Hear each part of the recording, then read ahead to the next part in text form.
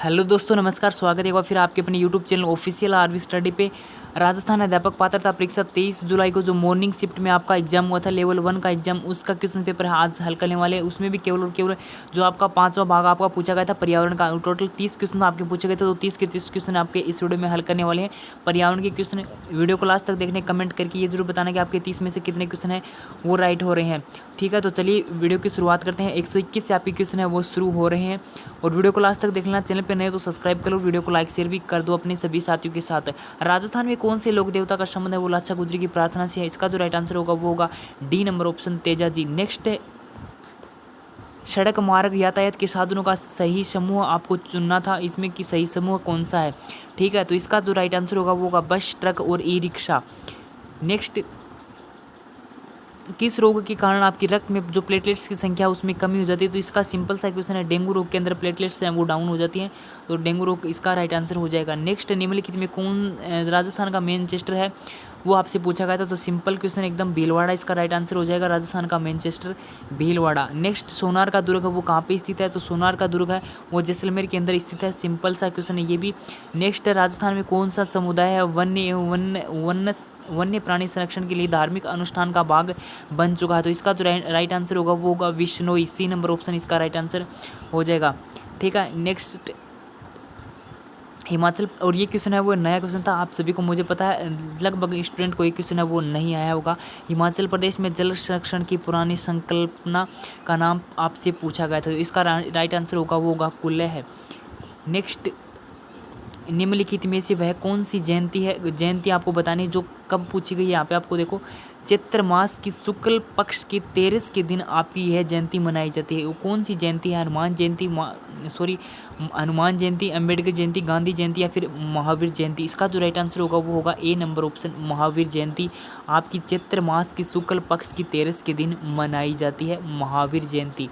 Next है, नमामि गंगे अभियान है का शुभारंभ आपका कब हुआ था, ये आपसे पूछा गया है, तो इसका जो राइट आंसर होगा वो होगा 2014। डी इसका राइट आंसर हो जाएगा। नमामि गंगे अभियान का शुभारंभ 2014 के अंदर हुआ था। मगरमच्छ प्राणी जगत में किस संवर्ग में रखा गया है, ये आपसे पूछा गया किस संवर्ग का है। पक्षी, सरीसृप, जल स्थलचर या फिर मत्स्य, तो इसका जो राइट आंसर होगा मगरमच्छ का किस प्राणी जगत के अंदर रखा गया है, तो इसका जो राइट आंसर होगा वो होगा आपका सरीसृप। ठीक है, सरीसृप इसका आपका राइट आंसर हो जाएगा। ठीक, नेक्स्ट अपना है सूर्य नगरी, आपसे पूछा गया था, एकदम सिंपल सा क्वेश्चन है, सूर्य नगरी किसे कहा जाता है, तो जोधपुर आपकी सूर्य नगरी कहलाती है। नेक्स्ट, आपसे पूछा गया था निम्नलिखित को आपको सुमेलित करना था और आपको नीचे जो विकल्प दिया था इसमें सुमेलित करके आपको विकल्प को आपको चुनना था। एक तरफ हार्मोन है, एक तरफ उनके कार्य हैं। ठीक है, तो कौन सा हार्मोन क्या कार्य करता है, एक तरफ आपको इनको मिलान करना था। तो इसका जो राइट आंसर होगा वो आपका सी नंबर ऑप्शन होगा, इसमें आप मिलान कर लेना।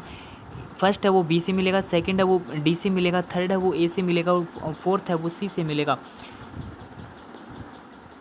नेक्स्ट है, खादी के बने वस्त्र की कीमत पर विशेष छूट कब दी जाती है, ये आपको बताना था कि खादी के जो वस्त्र बने होते हैं उसकी कीमत पर विशेष छूट कब दी जाती है। 26 जनवरी को दी जाती है, 2 अक्टूबर को दी जाती है, फिर 21 जून को दी जाती है, फिर 5 सितंबर को दी जाती है। तो इसका जो राइट आंसर होगा वो क्या होना चाहिए आपके अनुसार, 2 अक्टूबर। इसका जो गांधी जयंती आती है 2 अक्टूबर को, उस दिन खादी के वस्त्रों के ऊपर विशेष छूट है वो दी जाती है।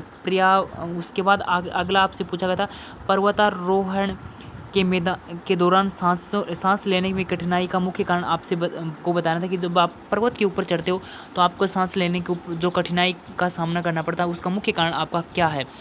ठीक है, तो इसमें आपका जो राइट आंसर होगा वो आपका रहने वाला है सी नंबर ऑप्शन कम वायु दाब। ऊपर जैसे जैसे आप पर्वत के ऊपर जाते जाओगे वैसे वैसे वायु दाब वहाँ पे कम होता जाएगा। ठीक है, जिसके कारण अपनी जो सांसें हैं वो फूलने लगती हैं। निम्नलिखित में से कौन सा पर्यावरण में अजैविक घटक के अंतर्गत आता है, ये आपको बताना है कि पर्यावरण के अंतर्गत अजैविक घटक के अंतर्गत कौन आता है। पादप आता है, वायु आता है, जंतु आते हैं या फिर जीवाणु आता है, तो इसका जो राइट आंसर होगा आपका बी नंबर ऑप्शन इसका राइट हो जाएगा वायु।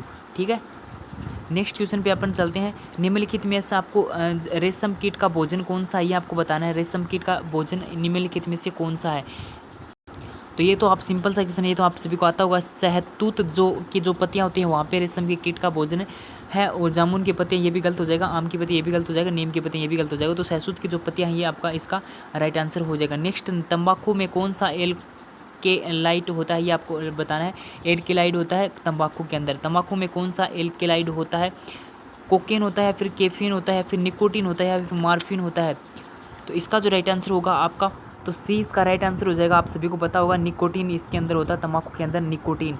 ठीक है, तो सी इसका राइट आंसर हो जाएगा। नेक्स्ट, आपको रेबीज रोग का मुख्य कारण आपको पूछा गया था। रेबीज रोग का कारक है, सॉरी कारण नहीं कारक, रेबीज रोग का कारक आपको बताना था। वायरस, प्रोटोजोआ, या फिर बैक्टीरिया, फिर माइक्रोप्लाज्मा। तो इसका जो राइट आंसर होगा वो आपका ए नंबर ऑप्शन हो जाएगा, वायरस है। वायरस के कारण जो है आपका रेबीज रोग है वो वायरस के कारण होता है, वायरस इसका कारक हो जाएगा। ए इसका राइट आंसर हो जाएगा। नेक्स्ट अपन चलते हैं 139 क्वेश्चन के ऊपर। निम्नलिखित में से कौन सा जल प्रदूषण का मानवीय स्रोत नहीं है? ठीक है, मानवीय स्रोत आपको बताना है कि मानवीय स्रोत नहीं है जल प्रदूषण का। घरेलू वही स्राव या फिर वाहित जल, उसके बाद औद्योगिक वहित स्राव, उसके बाद ह्यूमन्स पदार्थ है। तो इसका जो राइट आंसर होगा 139 के का वो आपका हो जाएगा डी नंबर ऑप्शन, ह्यूमन्स पदार्थ जो है वो आपका इसका राइट आंसर हो जाएगा, जो मानव जल प्रदूषण का मानवीय स्रोत नहीं है। डी इसका राइट आंसर हो जाएगा, ह्यूमन्स पदार्थ। ठीक है, नेक्स्ट है 140 का क्वेश्चन है, जंतु से प्राप्त रेशे का उदाहरण आपको बताना है, यानी जंतु से प्राप्त रेशा कौन सा होता है? तो इसका जो राइट आंसर होगा वो होगा आपका डी, रेशम। आप सब रेशम है वो जंतु से प्राप्त होता है। ठीक है, उसके बाद चलते हैं 141 के क्वेश्चंस पे।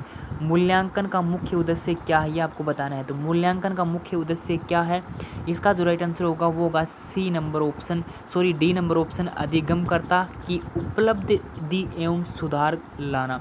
अधिगमकर्ता की उपलब्धि एवं सुधार लाना। डी नंबर ऑप्शन इसका राइट आंसर हो जाएगा। रबी की फसल का उदाहरण आपको बताना है कि रबी की फसल का उदाहरण कौन सा है। ठीक है, तो इसका जो राइट आंसर होगा वो होगा अलसी। अलसी ये कौन सी फसल होती है मुझे नहीं पता, अलसी इसका राइट आंसर हो जाएगा, डी नंबर ऑप्शन। ठीक है, और नेक्स्ट क्वेश्चन पे चलते हैं कि बाल केंद्रित शिक्षा में कौन सा तत्व नहीं होता है? तो बाल केंद्रित शिक्षा के अंदर कौन सा तत्व नहीं होता है? इसका जो राइट आंसर हो जाएगा वो होगा बी नंबर ऑप्शन, निष्क्रियता। ठीक है, निष्क्रियता इसका राइट आंसर हो जाएगा। नेक्स्ट है, प्राचीन काल में संदेशों का संचार कौन से माध्यम से होता था? फैक्स के माध्यम से होता था, मोबाइल के माध्यम से होता था, हर कार्य के माध्यम से होता है, टेलीफोन के माध्यम से होता था। तो इसका जो राइट आंसर होगा वो होगा सी नंबर ऑप्शन, हर कार्य। प्राचीन काल में जो संदेशों का संचार कौन से माध्यम से होता था? सी नंबर ऑप्शन इसका राइट आंसर हो जाएगा। नेक्स्ट, श्रव्य दृश्य शिक्षण अधिगम सामग्री का उदाहरण आपको बताना था। श्रव्य दृश्य शिक्षण अधिगम सामग्री का उदाहरण आपको बताना था कि कौन सा है? रेडियो या फिर टेप रिकॉर्डर है, या फिर बुलेटिन बोर्ड है, या फिर टेलीविज़न है। ठीक है, तो इसका जो राइट आंसर आपका क्या होगा? इसका जो राइट आंसर होगा आपका वो होगा टेलीविज़न। ठीक है, दृश्य एवं श्रव्य अधिगम सामग्री का, यानी इसमें आप देख भी सकते हो, सुन भी सकते हो। ठीक है, तो ये आपका डी नंबर ऑप्शन है वो आपका टेलीविज़न इसका हो जाएगा, दृश्य एवं श्रव्य, जिसमें हम देख भी सकते हैं और सुन भी सकते हैं। टेलीविज़न में आपको सिंपल सा क्वेश्चन है, टेलीविज़न में ही होता है इनमें से। उसके बाद अगला क्वेश्चन है 146 का। इसमें आपका आपके पिताजी के साले की माँ से आपका क्या रिश्ता है, ये आपको बताना है। तो सिंपल सा क्वेश्चन है, इसमें आपका क्या रिश्ता है ये आपको बताना था। ठीक है, तो नानी इसका राइट आंसर हो जाएगा, बी ऑप्शन। ठीक है, नानी आपका आएगा इसका। उसके बाद फूलडोल मेला कहाँ लगता है ये आपको बताना है। फूलडोल महोत्सव या फिर फूलडोल मेला है, इसमें आपका शाहपुरा भीलवाड़ा के अंदर फूलडोल महोत्सव है वो हो जाएगा। ठीक है, फूलडोल महोत्सव शाहपुरा भीलवाड़ा। निम्नलिखित में से आपको बताना था कि निम्नलिखित में से कौन सा सूर्य के निकटतम ग्रह है। एक सिंपल सा क्वेश्चन है, कौन सा जो ग्रह है वो सूर्य के निकट है? सी बुध आपका वो सूर्य के सबसे निकटतम ग्रह है। उसके बाद नेक्स्ट ये आपसे पूछा गया था कि नीचे दिए गए यातायात में संकेत आपको बताना था कि संकेत आपके कौन सा है। ये जो संकेत दिया गया है आपके, इसका जो राइट आंसर होगा वो होगा बी नंबर ऑप्शन, यानी पैदल पथ, पैदल पार पथ। एक सिंपल सा आपको एग्जाम्पल दूँ, मान लो आप रोड पे जा रहे हो ऐसे, और रोड पे इस साइड में अगर कोई स्कूल है, अगर स्कूल है मान लो इस साइड में, तो आपने जब रोड क्रॉस की होगी ना, तो वहाँ पे रोड के ऊपर आपको इस तरह से लाइनें देखने को मिली होगी, ठीक है।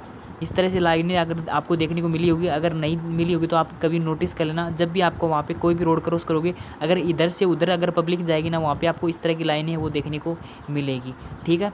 तो पैदल पार पथ इसका राइट आंसर हो जाएगा, नहीं पैदल आप जो क्रॉसिंग करते हैं अपन रोड को, वो आपका इसका राइट आंसर हो जाएगा। उसके बाद हमारे राष्ट्रीय पंचांग आपके बताना था कि हमारा राष्ट्रीय पंचांग है वो क्या है, तो राष्ट्रीय जो है वो हमारा राष्ट्रीय पंचांग हो जाएगा। तो इसलिए जो आपने अपन 30 क्वेश्चन इस वीडियो में हल करें, इसमें से कितने क्वेश्चन आपके राइट हुए हैं आप कमेंट करके एक बार बताना। कोई क्वेश्चन में अगर आपको डाउट है तो वो भी कमेंट करके ज़रूर से ज़रूर बता देना। वीडियो को यहाँ तक देखने के लिए thank you so much. Channel पे नहीं तो सब्सक्राइब कर लेना हर ऑथेंटिक न्यूज़ के लिए, रेट से जुड़ी आगा